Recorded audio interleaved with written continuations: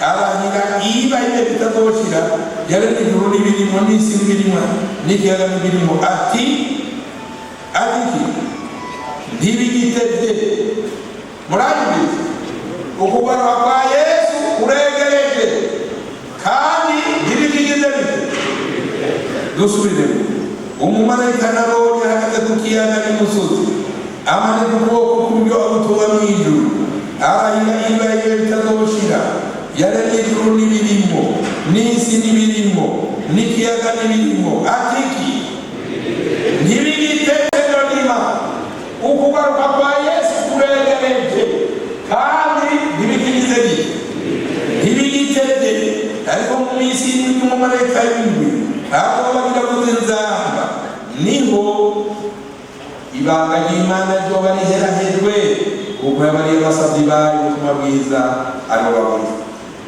ivyavuzwe n'abahanuzi byose bizobahirizwa.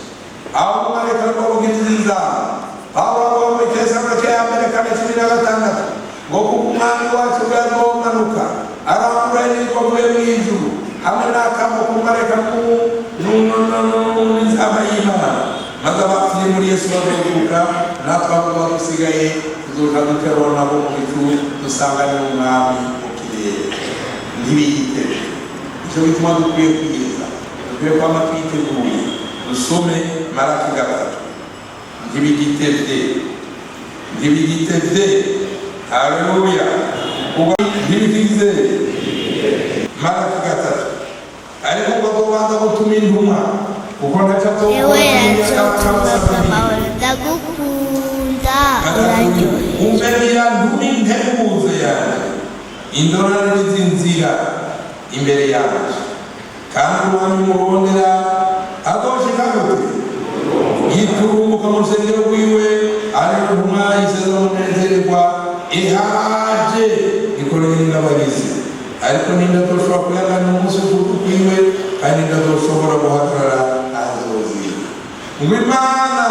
kuza kwa Yesu kuregereje kandi ntibigitevye. Twambaye ubwoko bw'umwiza twambara ibigwanisho by'umuco twiyambura ibyaha byose twambara ukugororoka kuko ntibigitevye. Haleluya. Ngo Imana ntibibanga ituma intumwa kandi yagatumiye intumwa ntibyari bisanzwe ko abakozi b'Imana kumbure bose bakoranira. Ariko Imana yatumye abakozi b'Imana ngo gukoranira abakozi bane ku musozi n'ishengero n'abacyurira amajambo. None amajambo ngaha ukugororoka kwa Yesu kuregereje n'igihe cyo kwikangura agakiza karatwegereye kurusha twizereye. Yesu araje kandi ntibigitevye. Abo marayika bavugiriza inzamba ibanga ry'Imana rizoba rihereye. Ishengero ry'Imana rizoduka. Isi izobona ingorane izogira amarufa tuyigeze kubaho ku bitangura by'isi bibaho kugeza igihe cyazira. Ariko iyo umuntu azoboneka yanditse mu gitabo azoroka igiye kuja mu ngiro. Ntibigitevye. Ariko bizobanza Imana itume integuza irone nziza. Erega integuza nitwegereye. Erega ntazi integuza y'igitume abaririmbyi baririmbe abasemuzi twasiguye kandi dutanguye umunsi baba barasigura. Ntibigitevye. Mwitegure mwanya mugavye kuko mutazi umunsi cyangwa isaha umwanya wagizoza ngo azoshika giturumuka muko giti bisaho hatazi mugi mutaziga. Haleluya. Harabivuga abantu bashire n'ibintu biturumuka abahereje gucungura yagira ngo Imana biri ngo baza muri ateganya kwinyegeza wigeze kirega gusa biramaye kuri gusega wariko nakumugetse nabi giturumuka rorwaciye amubiri biha kayini aye kwica abe kayini kumigabe warabyiherera akabona Imana ngo kayini abe n'umuntu wawe nimushikira giki bakaba kumva bazo kacu muhanige hano muranyumva. Igihe cyamuwa aravuga ni mwiyane umuntu uzotera mw'isi abantu baramutwereka biyumvira ngo gufina ngo barabona umwuzure ubashikiye giki isomo n'igobora batakabarira yego n'aba ni mume hano abamareka bamaze gushika baje kurangura igisagara ingeso zononekaye imitima yabaye yononekaye Imana idutumye kurangura igisagara kuko ingeso zabaye imbere yawe baramufina ngo bakabona umuriro ubashikiye iki reka tubisome kwanza amen ko kwano niko ndibane icyo bamenya kugeza mu mutwe wabaziye ko giturumbuka haleluya Imana ishimwe haleluya Imana ngakikora ikibi atabagaza biba Sodomu ni Gomora barabona giturumbuka ariko bangana umwana bari mukano atigo umwana gende umwe akarusha abandi yokora ibiki yamagira ngo ni bakuru ni wabicurumbi afite icyegera cyiwe akarabona akunda kurusha jewe ntibabona igihugu umwami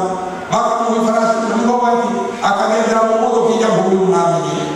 ati bakabwira abantu bakavuga isi yose bati uwo mwami akunda ukuri ko atogiri aja kwabikanyibutsa imigambi ati fata muri dekayi umukorera rwose amen ubu bimwumva ko giturumbuka atarakutumurutsa ashyitse abwira umugore yamuheje ngo bamanigi bashinga iturutse aturazi kamanda wumvise ibyaje giturumbuka umwe twavuga ngo bucandamwiza umwami yamukujije kurusha no muraho wibahe wasako ngo wari muri bamwe basenga ukabandi mwice bigahinduka aho ni utosuye akiri kwaragira muraho akiri bamwe kusubira wakya umwana ati mwami kazi wa desde niki kubabaje nuko arabaze ngo bayice nabi wacu bose umwana ati ninde yigereye atunga karo umwana ati mumwe kabuguti bati babanza kubishinga ntiyaragize nyine yagiye amanike ko muri cyane yamushigiye iki uko ni abanyabyaha bayigiye abagororotsi bazoja mu gihe bamateguriye igituro abagororotsi natwe bizoshika giturumuka haleluya turokoke giturumuka Daniyeli mugabo w'intambwe muramuki mugabo w'intambwe yagira ati mutabani intambwe ziranga bukeye bamutera hasize bisamo yasandi saa tatu mpamvu uramfasha Imana ati ndagushimiye n'ababonye ntabwo nubatse ngawe saa yindi saa tanu saa yindi ntabwo nubatse mugabo umwami arabakagiza turi mu ngwara umwami ndasinziye turabise umwami ni Yesu n'amahoro uwo mutwe natwe tukamumubiri iyo turi mu ngwara ndasinzira iyo abagarutse niba kuko turi umubiri umwe twiyegeye dufise imbere nawe umutwe n'umubiri bifise imbere nta kibazo umubiri umutwe gutora itira none ufise igihute ku kuguru umutwe uratora itira none uri kuri urutoki rukuriye si umutwe uvuga amen ikintu gikuriye ku ntege umugiriye umutwe ni urutabara turafise umutwe ni Yesu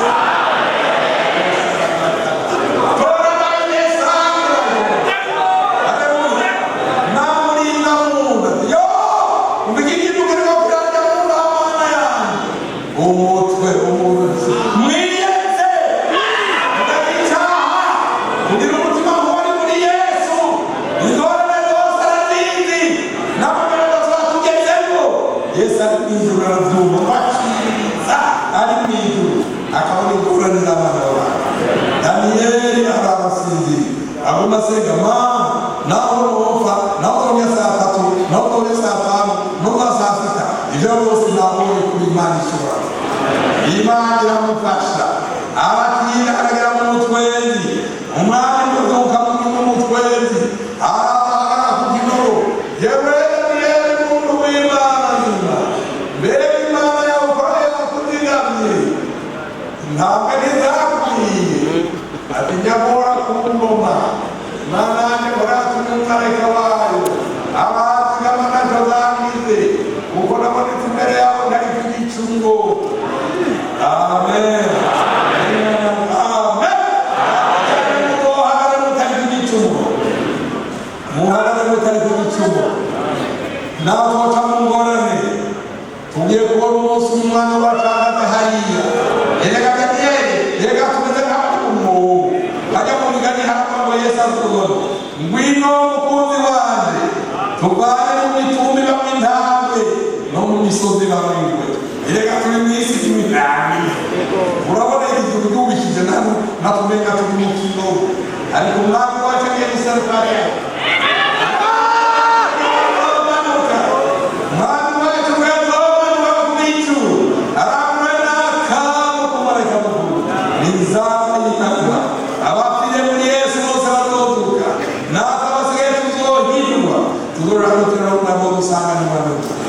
tugiye kubaka ngo kumumarayika umwami abandi bitugoye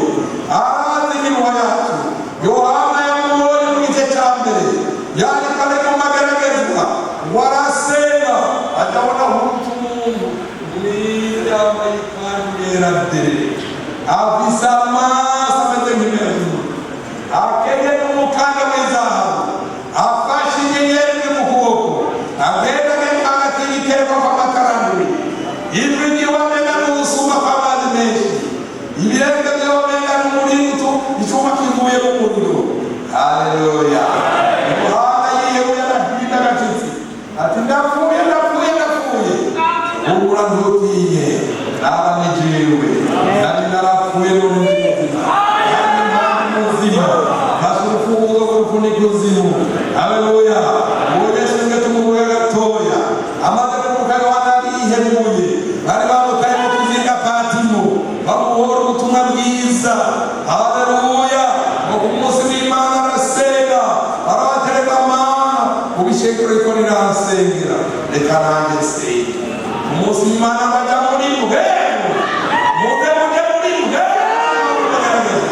muri muhemu turi muri muhemu abapega kabavuga ngo uri muri muhemu urabona icyamasa adashobora kuba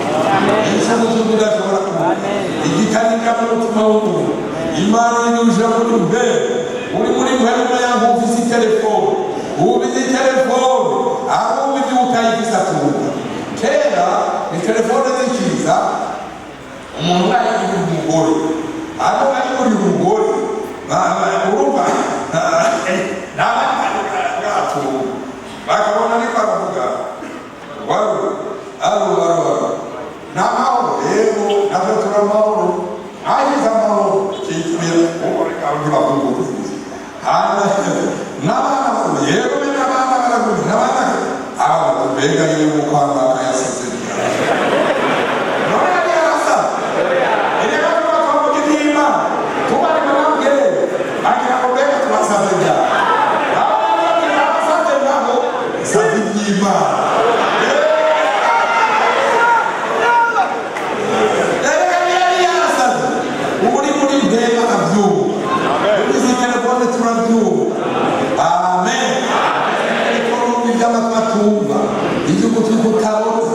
Haleluya. Murayibaga abantu b'Imana. Yohana aca ngo acabona Yesu amanutse yambaye umushatsi wera derere. Afite umushatsi wera derere. Umushatsi wera derere bisobanura ngo ni inararibonye. Yabaye twese tukaraba. Byose byari biri nawe kandi byarabaye kuri byiwe. Yabayeho byose bikarabaho. We yabayeho byose bikarabaho. Uwo ni umuhanuzi wa jambo. Niwe wafashe akajyanera abandi. Niwe wafashe abantu mu bacumuye arababana. Niwe wafashe abantu baramurokora mu bantu banduye. Abantu ararambura abanyabyaha abantu banduye ararokora. Niwe yarokoye Sodomu ayirambuye Loti aramurokora kuko ngo yari umugororotsi yaba n'umutima n'akabonge kubibabona bikamurinda. Haleluya. aramubanayo. Niwe tabaye Daniyeli mu bwobo w'intama. Niwe tabaye Shadrake mu muriro. Haleluya. Yohana bari yambaye umushatsi kubera ngo n'inararibonye byose byaremwe nawe kandi ko byaremwe nawe byose arabihinduka aho haleluya ntakimwe yari yambaye ikanzu yera derere yari umuherezi n'umucamanza akomeye azocira imanza abantu bose z'ubugororwa kandi umuherezi mukuru aratuvugira ku Mana arasobanura ku Mana yari akeneye umukanda w'inzahabu ukenyera ngo n'ikigereranyo cyo gukora umuntu wese gukora akenyera zikuru arabanza agakenyera inzahabu nayo ni ibuye ry'igiciro riri hejuru y'andi yose byerekana ngo yari umukozi akorera abantu ibyo atawuriwe wakorera mu gifaransa avuga ngo il était au service des siens au plus haut sommet no kuvuga yari parakorera biwe ibintu atawuri n'umwe yo gusora Yesu arakoze ibitangaza yarakoze ibitangaza y'umugore umwe ahantu ari iwacu yaragiye turamusengera yaravuga ngo yewe pastori ndahumiwe jewe maze imyaka 3 ndowe none sindasamira none umugabo yambariye wageranye no kandi ndahumiwe none nkora iki ndamubaza wa mugore ubwo ntawe usambanya ukiri ihumbi ugahavumira ibinini biguma bikuza gusamira akazi byakumye bikora bitu nukuri sinigeze kurishaka ntumenye nawe wabarakoze wihane n'ibanga turagusengera Imana irabona nukuri ubu nukuri rero nake kwirukanye ngiye gusabira nake mbona ndambara ngo nyamusi sina menyekanye nare ngo asitori wangu ngo asitori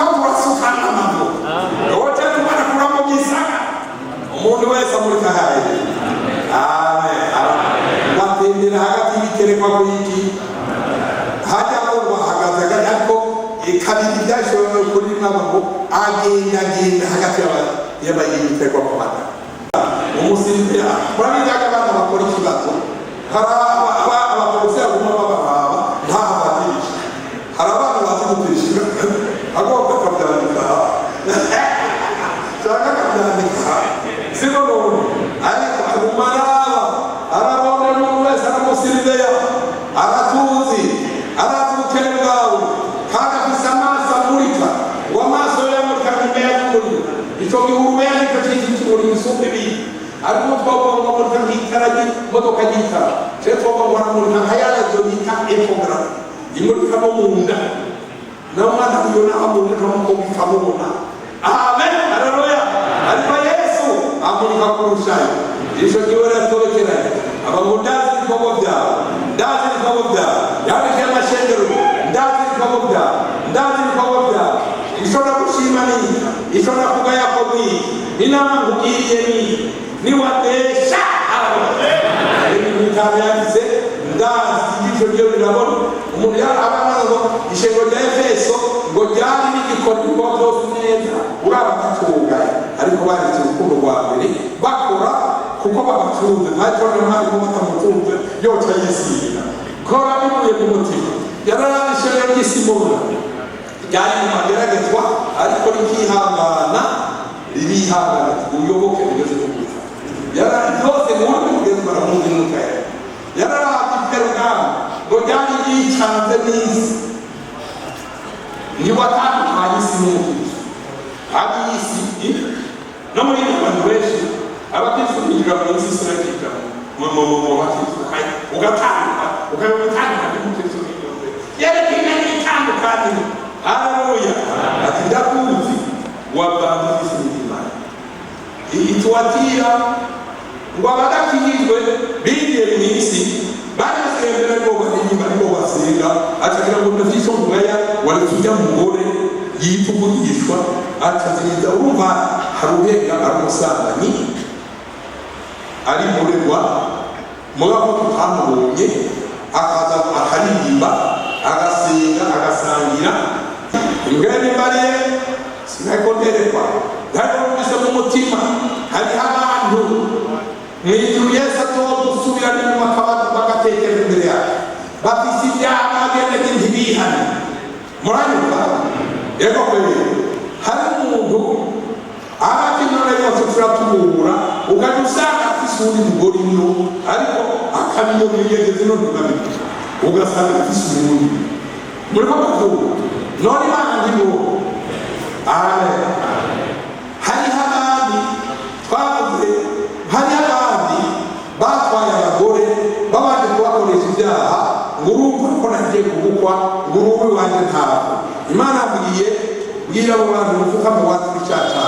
abakozi b'Imana baragusengera kikumve kuko tuzogutekera irimo gisho Yesu abo ndazi ibikorwa byawe, ndazi amagorwa yawe, ndazi ingeso zawe, ndazi ko wiyubahisha, ndazi ko ibibonekera nk'abantu inyuma wogeje igikombe inyoza igikombe inyuma ariko imbere kirimo ibyaha siko imbere umeze nk'ihoteli umuntu yarafise hoteli ngo aja mu gisagara akazi ahashikira kurya atuwona birangire wadonange ngo hoteli safi iyo hoteli nziza kurusha izindi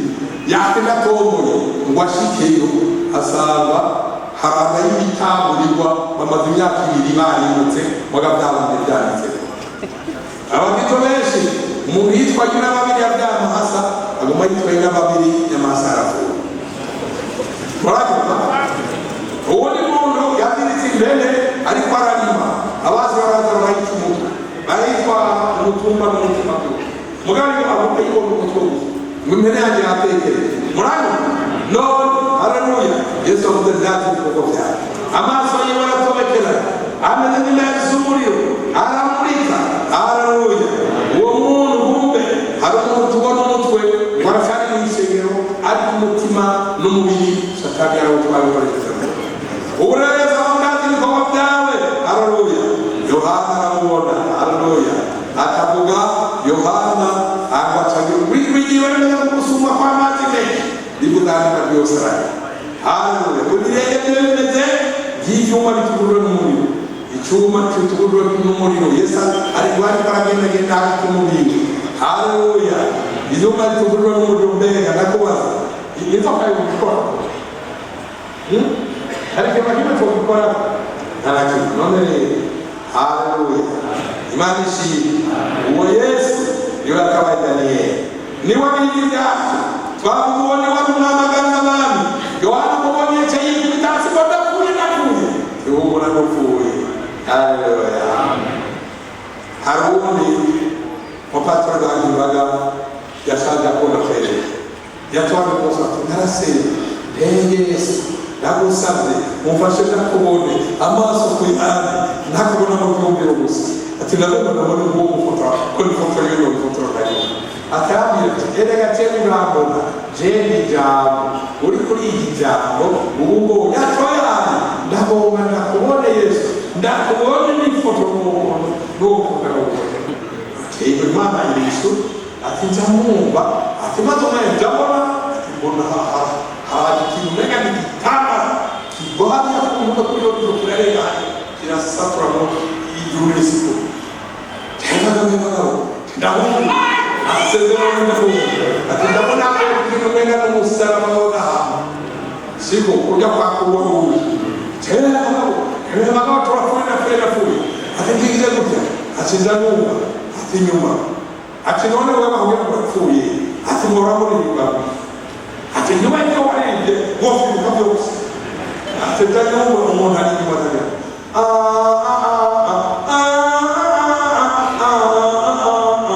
ati muri muri ati yirinde wowe ati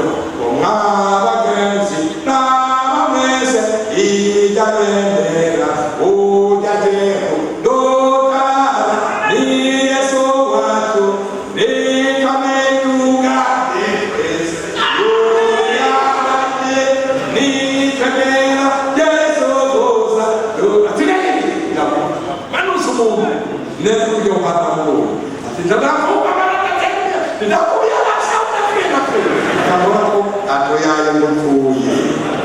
ati haurore mambo wake ndiko kuzaza mazoza ndiko wake nditwatira to nditwatira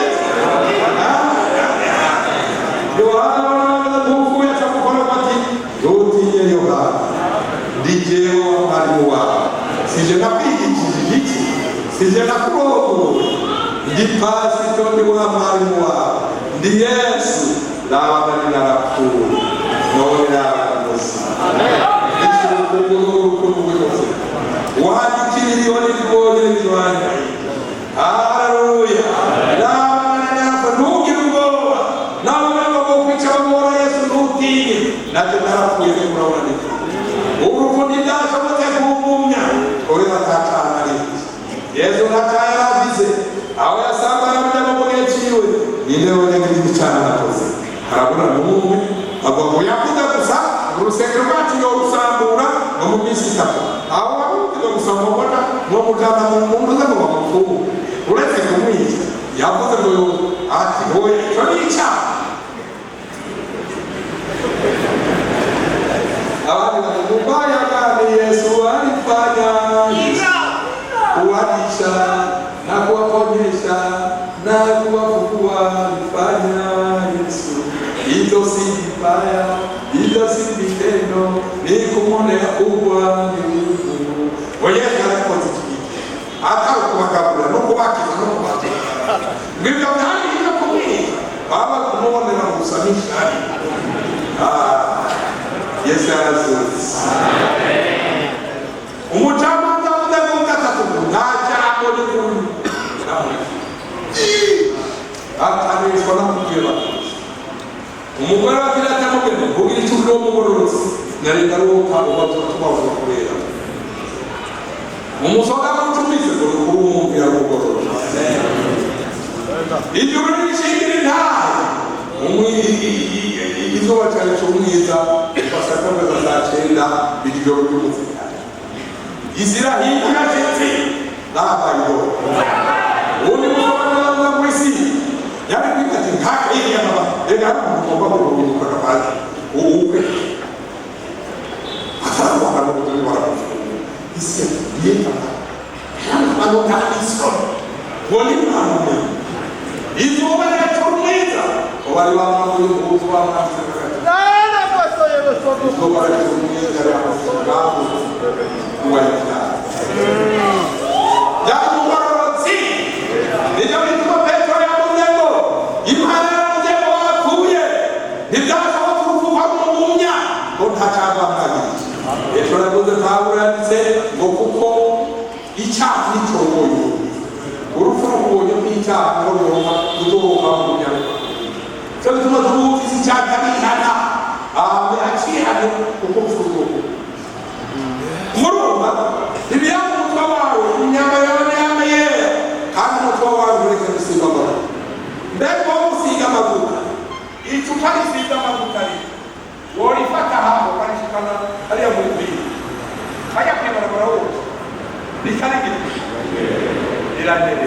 icyo gituma dusiga amavuta nitwapfa urupfu rw'urugo uzofata umushatsi wanjye usanga usize amavuta rugero uzofata izuru ryanjye reka amazuru yakoze ibara usanga nta zuru ryanjye ryanyanduje ufata umunwa wanjye usanga nta cyaha ariko mbona benshi ari ubwumvikane abafite ibyaha by'izuru rugero amapaka byarika rugomba intoki cyangwa wari ngo musabire ukuguru kwaje ariko ni kwangana hose tukabana rwose icyaha nzonyerera mbiruke uzopfiruka muzofata ngo rugu uzopfiruka amen laino ino bituma ubwenge yameze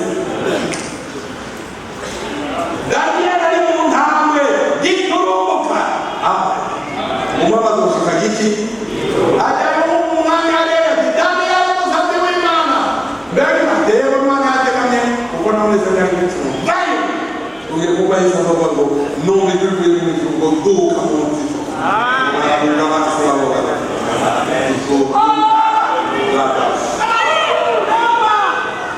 giturumuka Daniel arakira giturumuka ishagara ry'umwami tuzovuga ariko abanzi baraze Daniel nawe nyine giturumuka cyabashyize baramwicaye nabo bariko abantu babyeyi ati reka tuwamo kwinjira mu ndoro y'abantu mu kizima Imana amanywa yageze ubu ni ntabwo ugira bizakwiwe njyana ibyakwiwe nabo ntibazi ko Imana yavuga bajya babona umwami abatumyeho ati numira ko babantu nabo barega Daniel tubanabe nabo batumama batumyeho sinzi ko batumye abapolisi n'icyo batumye bati mubabane n'abagore n'abana babo bose ndetse rero mumusiga bagaragara bakagaragara tubona bagira ngo bagashimwe batware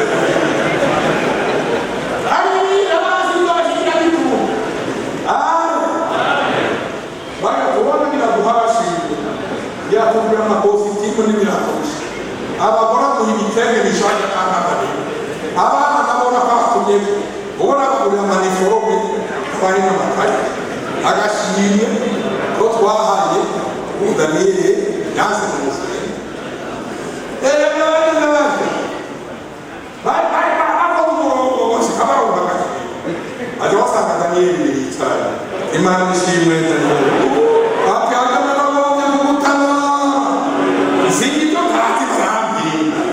sinyagira ngo ibindi kusina yakora guteka wowe tenagerageza ntibakushamureke mu Daniel yarumunga tubiriye ikimaze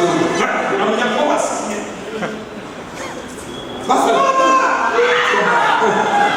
reka ubona bateye wa mugabo ngira n'umuntu yazutse niturabazi abantu bizera kuronzi ibitangaza bikoreka bakareka kwizera ko Imana nyir'ijuru n'isi ari ibikora bashitse nemera bakakanikiye nibafate bababona nabo babaterere iyo mwari mwabaterere batanguzi bajyana kugura mu kirere n'amavuta byabashikiye iki mbega baragatatu ntabiramo aho bariko barakora inguse mu Rwanda isi yasamye iki none Miriyamu wewe ahagaze uhinge ngo bari bose ntabone imibebe yamuje kubiki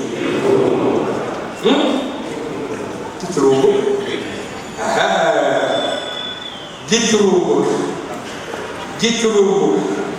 abantu benshi ibintu byabashikiye giturumbuka haleluya none rero ngumbanira ntume intumwa indorane n'inzira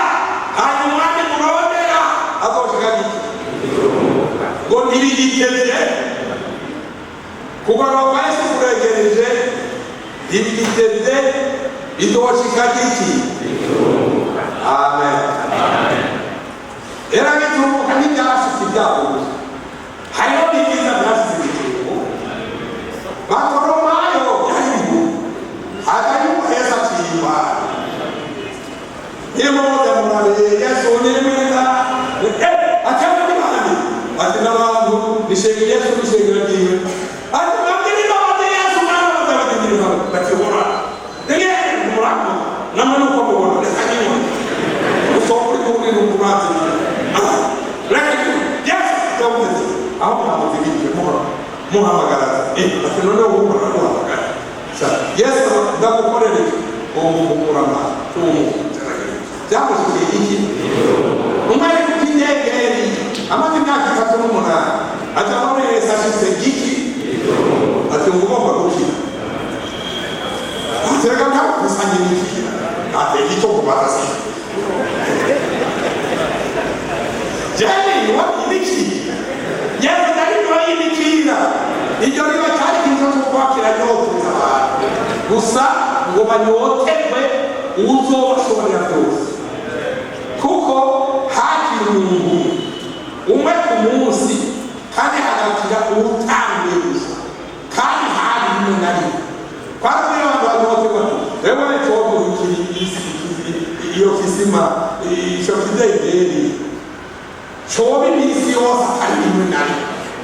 ewe cyobo kidegeri abishyizemo bose bakira nuwa makaramashara w'amutanga y'agakira kandi ubwenge bayo giturumuka nina mateko nina doze sibeta kuko nabaza wewe unataka ndoto kuna wala kwa nini ndio mtu wao wanacheza ndio wamita ama mtu mwingine huko hawa wala kaya kwa ati sauti ndio mwita Jona pasa kwa migani kule usura kwa kwa kwa toya arufa kwa kupata mtumio ega hapo pata watu asiazi sio kwa pata watu ni watu wigisha ayo ati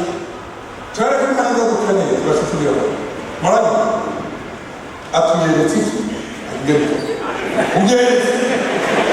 ati ibaye ni ndio kwa ayo kumuguna musaka na kwa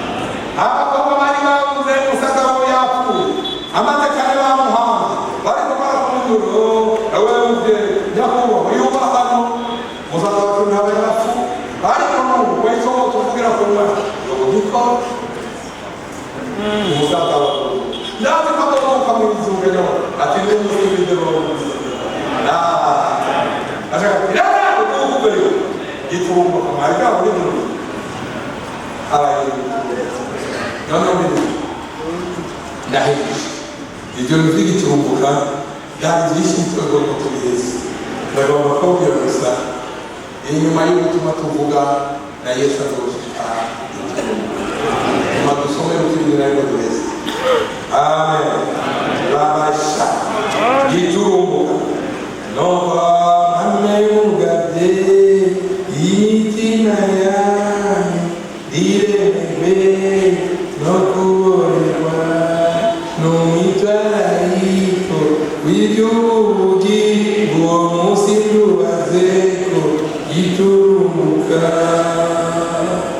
dusoma ngo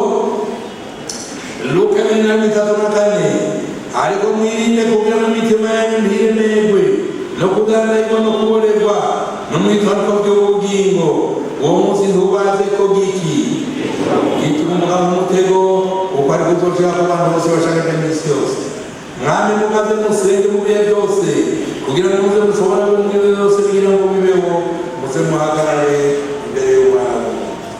dusenge imitima yacu ntiremerwe no kuborerwa uwo munsi ntutuze ko giturumbuka umutego ukuzoshika nikuzoshika ku bantu bose bashagaje mu isi yose. Tesalonike ya mbere gatatu rimwe tugeze kuri kane. Amen. Uwo munsi ntubaze ko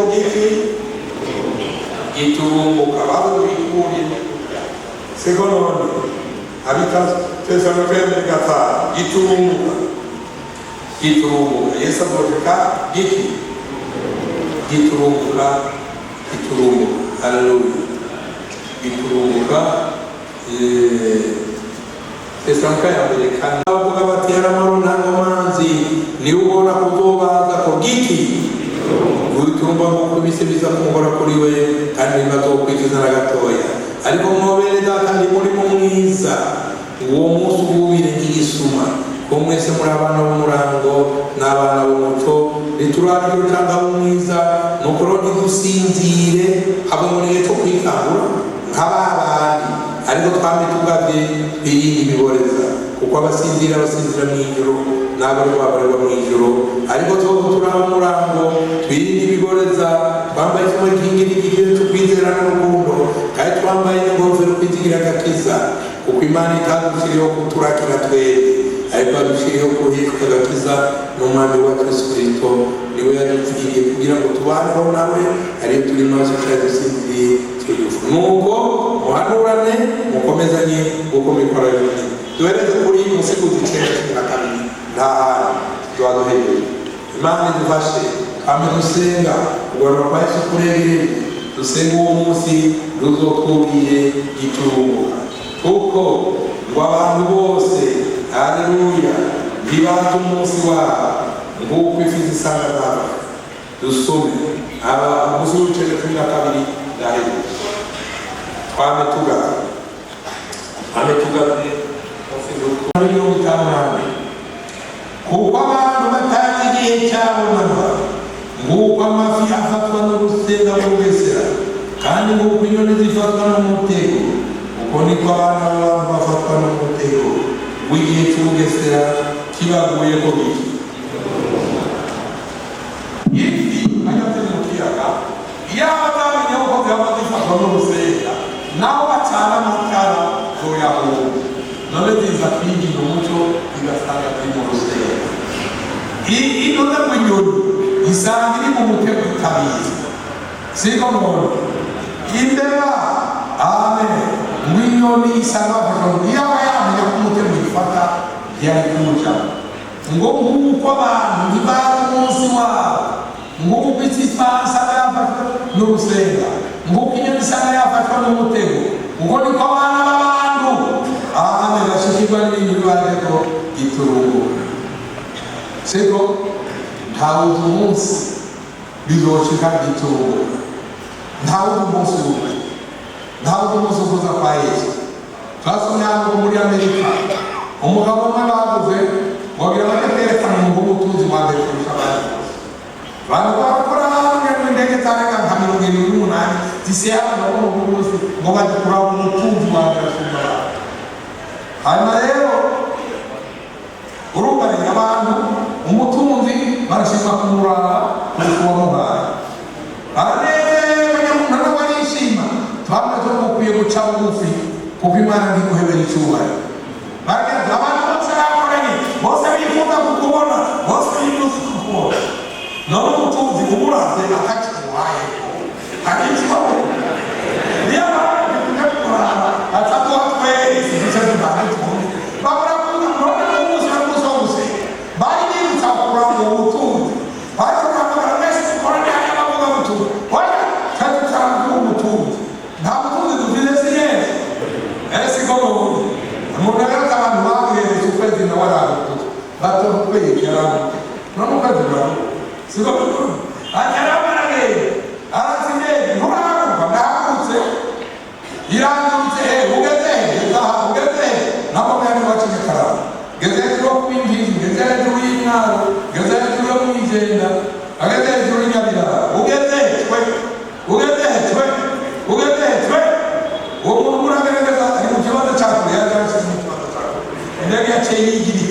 acakoroka mbibuye araguye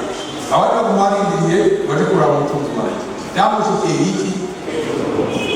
gituma twame twiteguye kandi umunsi Imana ibageze Imana ibageze